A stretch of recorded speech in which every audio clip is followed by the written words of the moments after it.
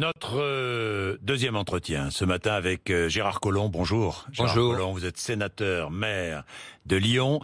Depuis le début, vous êtes aux côtés d'Emmanuel Macron. Vous êtes un peu, pas l'inspirateur, mais l'un de ceux qui l'ont poussé à quitter le gouvernement. Vous l'avez poussé à quitter le gouvernement et à être candidat. Vous vous souvenez de ce moment-là? Ah, je me souviens. Il hésitait au début? Non, je me souviens parfaitement. C'était d'une certaine façon chez vous que tout s'est passé, puisque vous m'invitiez un matin et vous me demandiez est-ce que Hollande va pouvoir être candidat. Je vous disais, s'il ne renoue pas avec l'opinion publique dans les semaines qui viennent, je ne crois pas qu'il puisse être candidat. Et à ce moment-là, vous m'avez demandé, mais qui voyez-vous? Et je vous ai répondu, Emmanuel Macron, parce que, si vous voulez, je l'avais rencontré, je l'avais invité dans une université d'été alors que le PS avait refusé qu'il vienne à La Rochelle, et j'avais entendu un discours extraordinaire qui parlait de la France d'aujourd'hui, pas de la France d'il y a 30 ans, et je me suis dit, ce garçon peut effectivement tracer son chemin et puis se retrouver là où il est aujourd'hui. Un discours extraordinaire, il n'a pas tenu un discours extraordinaire hier soir. Je l'ai trouvé d'une platitude, non? Vous l'avez pas trouvé d'une platitude absolue, franchement? C'était un discours, qui visait à remercier celles et ceux qui l'ont accompagné, parce que quand même, ce qu'il a fait en l'espace d'un an, il l'a fait parce que beaucoup de jeunes, beaucoup de marcheurs se sont mis dans une position extraordinaire. Ils l'ont accompagné, ils l'ont porté. Et vous voyez, entre le début où on était une poignée et puis les foules qui se pressaient à ces meetings, il y avait une différence. Il tenait à les remercier. Il a dit ensuite qu'il voulait rassembler, parce que c'est une première étape, mais la suite est plus dure. Il s'agit évidemment à la fois de gagner la présidentielle, parce qu'on est au premier tour, on n'a pas encore gagné, donc il faut faire campagne. J'ai eu l'impression, et ensuite, hier soir, il faut rassembler, rassembler la France. Je vais revenir sur le rassemblement, sur l'avenir, sur les législatives, mais enfin, pardon, attardons-nous sur ce qui s'est passé hier soir. Je l'ai trouvé déjà élu hier soir. Je veux dire par là que il était là, il saluait tout le monde, c'était formidable et tout. Il va au restaurant avec avec ses amis. On aurait avec dit ses le amis. Fouquet's. Oh, la rotonde, si vous permettez, c'est pas totalement le Fouquet's. La rotonde, ce n'est pas le Fouquet's. On est bien d'accord. Mais ils sont charmants. Si on avait été à Lyon, on aurait été à la brasserie Georges. Bon, voilà. Non, on est bien d'accord. Mais quand même, n'y avait-il pas là? N'y avait-il pas une démonstration de satisfaction, d'autosatisfaction un peu excessive, franchement? Non, franchement, je ne crois pas. La soirée d'hier était une soirée vraiment bon enfant, où il allait remercier celles et ceux qui sont engagés, parce que vous voyez, c'était pas facile. Il y a un an, des people, comme on dit, autour de lui, de pouvoir s'engager. Il n'y avait pas une majorité de people, il y avait surtout des militants qui avaient tout sacrifié pendant un an pour le porter là où il est aujourd'hui. C'était normal qu'il ait ce geste avec eux. Le contraire m'aurait semblé anormal. Bien, il va falloir qu'il fasse très attention au second tour, parce que j'ai eu l'impression qu'il avait gagné l'élection présidentielle hier soir. Non, je crois pas que ce soit son état d'esprit. Il l'a dit lui-même d'ailleurs. Il dit c'est avec gravité que j'accueille ces résultats du premier tour, que je vais être candidat pour devenir au second président de la République. Il se rend compte que la France est dans une situation difficile, que pour lui ce quinquennat doit permettre de réussir, sauf avoir effectivement par la suite Marine Le Pen l'emporter en France. Eh bien, je crois que le sens de la responsabilité est fort aujourd'hui, et qu'il a conscience de ce qu'il doit aux Français et de ce qu'il doit engager. La colère est profonde. Oui, je le sais. Je le sais. Vous vous rendez compte des scores? Et même dans votre région, des scores de Jean-Luc Mélenchon, additionnés à ceux de Marine Le Pen. Bien sûr, aujourd'hui, la France est fractionnée en trois grandes forces qui, d'une certaine manière, montrent le désarroi de la France. On voit bien, évidemment, le score de Marine Le Pen. Moi, je le néglige pas du tout, même si, évidemment, dans des villes comme moi, il est relativement modeste. Jean-Luc Mélenchon, c'est vrai qu'il y a une France qui, aujourd'hui, ne se reconnaît plus. Premier à Marseille, premier à Toulouse, premier à Montpellier, trois grandes villes. Bien sûr. Moi, premier à Avignon. Mais bien sûr, je vois ça, je vois bien qu'il y a une France qui aujourd'hui ne se reconnaît pas dans ce qui se passe, une France fractionnée. Quand vous avez 3,5 millions de chômeurs, quand vous avez une économie qui stagne maintenant depuis une dizaine d'années, évidemment que cela fait des mécontents, des frustrés, des gens qui se disent il faut rompre avec le système. Justement, ce que propose Emmanuel Macron, c'est de pouvoir faire table rase de ce qui a existé et de construire quelque chose de nouveau autour de quelques thèmes. Libérer les énergies, faire en sorte que le travail soit enfin reconnu, qu'on remette la valeur travail au cœur de notre société. Et donc, celles et ceux, artisans, commerçants, entrepreneurs, mais aussi salariés qui ont envie d'aller de l'avant, puissent se voir reconnus dans cette société. Alors, Gérard Collomb, il reste 13 jours avant le second tour de cette présidentielle. Que va faire Emmanuel Macron de ces 13 jours ?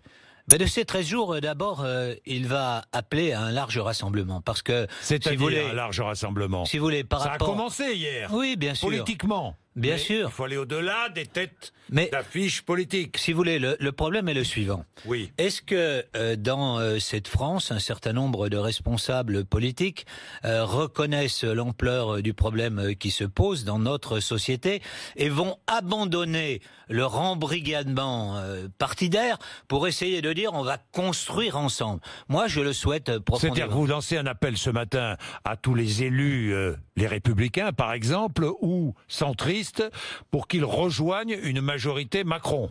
Moi, je pense qu'il faut rassembler très largement demain, parce que c'est la condition du succès de la France. Est-ce que Emmanuel Macron, avant la législative, va annoncer, par exemple, qu'il prendra un Premier ministre républicain? On voit bien aujourd'hui que les divisions, les séparations passent à l'intérieur des partis. Cela s'est vu pendant les primaires, où il y avait clairement deux lignes.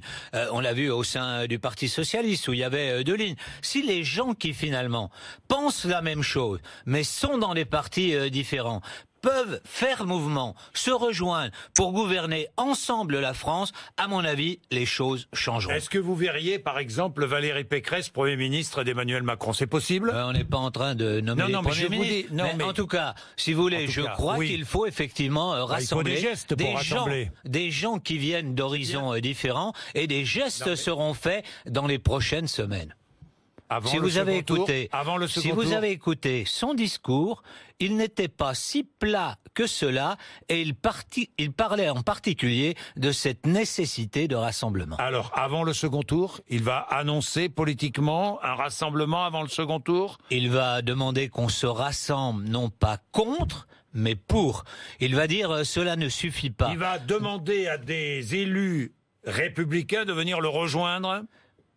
Il y en a déjà, comme vous le savez, un certain nombre, parce que c'est la marque même. C'est la marque même. Pour gouverner, il est prêt à gouverner avec eux? Mais si vous voulez, moi je crois qu'on ne peut pas gouverner avec 25% du premier tour. Et qu'à un moment donné, sur un socle précis, défini à l'avance, il peut y avoir effectivement de grands rassemblements. J'ai écouté ce que disait par exemple hier Alain Juppé sur l'école, sur la reconnaissance du travail, sur la refondation de la protection sociale. Et je me disais que sur des thématiques comme cela, il peut effectivement se construire des majorités de projets, et que ce n'est pas une fatalité que d'avoir les uns contre les autres à chaque moment de la vie politique. Donc une recomposition, la suite de la recomposition du paysage politique français, avec entre les deux tours un appel à élargir cette majorité, parce que 25% de gouvernement, on ne gouverne pas avec 25%. Bien sûr, donc, moi j'en suis persuadé. C'est à la fois mais voyez, beaucoup, je crois... C'est même pas 25%, c'est 24%, c'est à la fois beaucoup et peu. Je crois que c'est possible. Oui. Pourquoi dans une ville comme la mienne on réussit? Parce qu'on a réussi à faire ce grand rassemblement. Pourquoi ce qui est possible au niveau municipal ne serait pas possible au niveau national, devant l'urgence de la situation? Parce que la France est en grande difficulté. Des initiatives, Emmanuel Macron. Mais il va prendre des initiatives. Nous prenons des initiatives. initiatives. Nous en avons déjà prises. Oui, non mais d'accord, mais là vous allez annoncer quoi? Alors dans ces 13 jours, vous allez annoncer que vous êtes prêt à gouverner, c'est ce que vous commencez à faire ce matin. Vous voyez bien, chez les Républicains, on voit bien qu'il y a deux lignes. Oui, il y a deux lignes. La ligne de Monsieur Wauquiez qui dit à droite tout, on recompose et on va les battre aux législatives. Puis il y a un certain nombre de gens qui se disent non quand même, l'heure est grave, la France est dans une situation difficile, nous sommes en train de nous faire marginaliser du monde, il faut peut-être construire un certain nombre de ponts et faire que les gens qui finalement ont des analyses qui ne sont pas si éloignées que cela l'une de l'autre puissent effectivement travailler ensemble. Et poursuivre après le second tour si Emmanuel Macron l'emporte. Bien sûr. Pour les législatives. Bien sûr, à la fois renouveler profondément parce que je crois que la France veut aujourd'hui des nouveaux visages et en même temps faire que ces visages reflètent la diversité de notre prisme politique et faire en sorte que les gens aient envie de s'engager, quel que soit leur choix du passé, pourvu qu'ils aient l'avenir en commun. Si j'ai bien compris, vous essayez de construire la nouvelle majorité d'Emmanuel Macron. Je comprends bien, c'est bien ça. Oui, on essaye de construire une majorité. Écoutez, qu'est-ce que cela voudrait dire? Qu'un président de la République soit élu et qu'il soit empêché demain de gouverner. On serait encore pendant 5 ans dans le chaos et nous irions dans une difficulté profonde. Oui. Donc, vous essayez de composer une nouvelle majorité, à la fois de gauche, de droite, enfin ce qui est un peu Emmanuel Macron. Ce qui était en marche. Oui, et il va falloir faire venir une partie des Républicains, des électeurs de François Fillon. Ça va pas être facile quand même, parce que non. Oui, il y a des gens qui peuvent. Beaucoup veulent voter Marine Le Pen, hein, vous le savez. Quelques-uns. Moi, lorsque je regarde sur Lyon, le plus probable n'est pas qu'il vote Marine Le Pen. Et donc, je pense que beaucoup pensent qu'en particulier son projet économique conduirait à la catastrophe. J'entendais tout à l'heure Monsieur Philippot. Je veux dire, sortir de l'Europe, comme il le dit. Sortir de l'Europe, c'est faire fuir tous les investissements étrangers en France. Faire que la machine productive française se casse. Vous voyez, par exemple, un des fleurons de l'industrie française, c'est Airbus. Airbus, il y a la moitié des pièces qui ne sont pas françaises. Le temps que vous reconstruisiez une industrie homogène autour d'Airbus, eh ben, il se passera du temps et l'économie française plongera parce que ce qui est vrai pour Airbus l'est vrai pour toutes les industries. Vous avez entendu ce que disait tout à l'heure Florian Philippot, les travailleurs détachés, Emmanuel Macron veut garder... Oui, mais vous savez, donner des leçons comme Monsieur Philippot, énarque comme les autres. Moi, je vous l'ai toujours dit, moi je suis fils d'ouvrier métallurgiste, donc je peux un peu parler de la classe ouvrière parce que je la connais. Lui, il en parle pour essayer de l'emmener dans des espèces de chimères qui demain se transformeraient en cauchemars. On l'a vu dans un certain nombre de pays à travers le monde, prendre des décisions comme il veut prendre et se retrouver très pauvre. Vous voyez, moi pendant longtemps, je suis allé sur le continent américain. J'ai vu par exemple ce que donnait en Argentine des expériences comme il a fait. Et les gens qui étaient déjà pauvres, devenir encore plus pauvres, devenir miséreux, moi je ne veux pas de cela pour la France. C'est un référendum, le second tour, pour ou contre l'Europe pour vous ? Oui, bien sûr. Or, nous avons besoin de cette Europe. Moi, je voyage à travers le monde pour essayer de promouvoir ma ville.